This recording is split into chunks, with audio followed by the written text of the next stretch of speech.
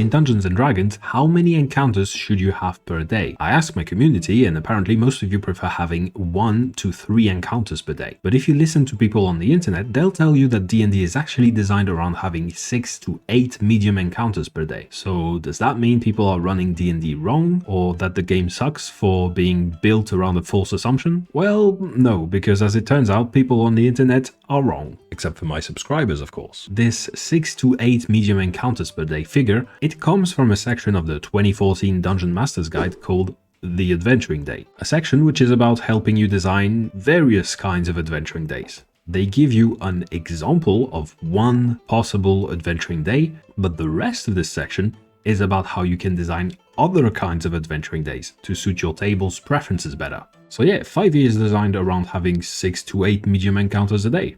And it's also designed around having 1 to 3 deadly encounters a day. And no matter what you voted in my silly little poll, you are, in fact, running D&D the right way.